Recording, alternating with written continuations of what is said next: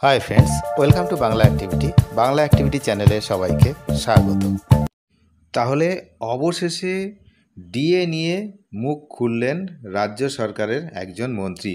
খুবই গুরুত্বপূর্ণ এই বিষয়ে এক্ষুনি আমরা দেখব, আলোচনা করব এই ভিডিওতে যে এতদিন পর ডিএ নিয়ে অবশেষে নীরবতা ভাঙল রাজ্য সরকার। কি বিষয়টা উঠে আসছে এই ভিডিওতে আমরা একটু জেনে নেব। রাজ্যের একজন মন্ত্রী তিনি কি জানিয়েছেন এই ডিএ প্রসঙ্গে, সেই বিষয়ে আমরা একটু জানব। অবশেষে সকল প্রতীক্ষার অবসান ঘটিয়ে ডিএ ইস্যুতে বড় মন্তব্য এলো পশ্চিমবঙ্গ সরকারের তরফে। সুপ্রিম কোর্টের তরফে পশ্চিমবঙ্গ সরকারকে বকেয়া মহার্ঘ ভাতা যে 25% মিটিয়ে দেওয়ার নির্দেশ দেওয়া হয়েছিল, তার ডেডলাইন ছিল 27শে জুন, আপনারা সবাই জানেন। তবে পশ্চিমবঙ্গ সরকার সেই নির্দেশ সময়ের মধ্যে পালন করতে ব্যর্থ হয়। এসবের মাঝেই এবার বকেয়া ডিএ নিয়ে বড় ঘোষণা করলেন স্বাধীন অর্থ প্রতিমন্ত্রী চন্দ্রিমা ভট্টাচার্য। তিনি কি জানিয়েছেন? সরকারি কর্মীদের 25% ডিএ মিটিয়ে দেওয়ার সময়সীমা শেষ হয়েছিল শুক্রবারই। যদিও এই নিয়ে নবান্নের তরফে কিছু জানানো হয়নি। সূত্র মারফত জানা যাচ্ছিল সরকার সুপ্রিম কোর্টের তরফে হলফনামা পেশ করে আরও বেশ খানিকটা সময় চাওয়া হয় সরকারের পক্ষ থেকে। এবার এই বিষয়ে আজ সাংবাদিক যে বৈঠক, সেই বৈঠকে বড় মন্তব্য করলেন অর্থমন্ত্রী চন্দ্রিমা ভট্টাচার্য।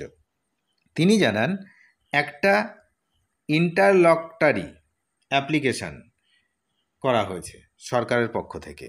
বকেয়া ডিএ প্রসঙ্গে সরকার কি মনে করছে, কেন দিতে পারছে না বা কেন সময় চাওয়া হচ্ছে, সে সবটাই জানানো হয়েছে মহামান্য আদালতের কাছে।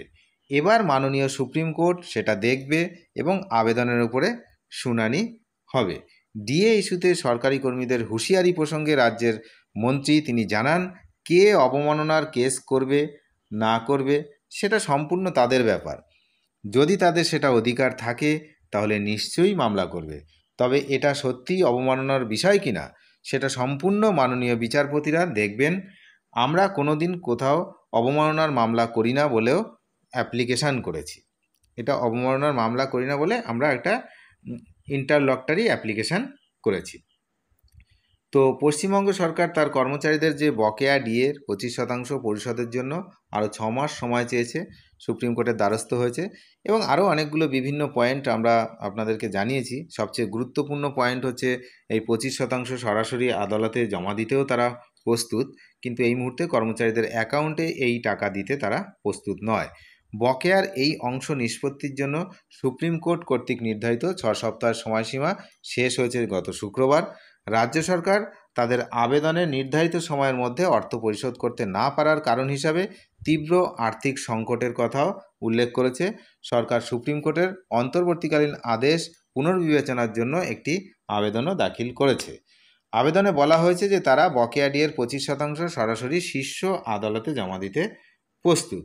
তাহলে এই হলো বিষয় যে এতদিন পর সরকারের পক্ষ থেকে একজন অন্তত মুখ খুললেন সাংবাদিক সম্মেলনে এবং তিনি জানালেন হ্যাঁ আবেদন করা হয়েছে, তার মানে যে মডিফিকেশান অ্যাপ্লিকেশান করা হয়েছে সেটা কিন্তু একেবারেই সত্যি এবং 6 মাস সময় চাওয়া হয়েছে সেটাও সত্যি, আর যে 25% বকেয়া ডিএ সুপ্রিম কোর্টে জমা দিতে প্রস্তুত সেটাও সত্যি। তাহলে এই হলো বিষয়। এখন এই বকেয়া ডিএর বিষয়টা কবে উঠবে, কবে শুনানি হবে, কি হবে আপনারা জানেন। এখন অবসরকালীন বেঞ্চ সুপ্রিম কোর্টে বসলেও এই বিষয়টা কবে কি হবে এখনও পর্যন্ত তার ঠিক কিছু ডেট এখনও পাওয়া যায়নি।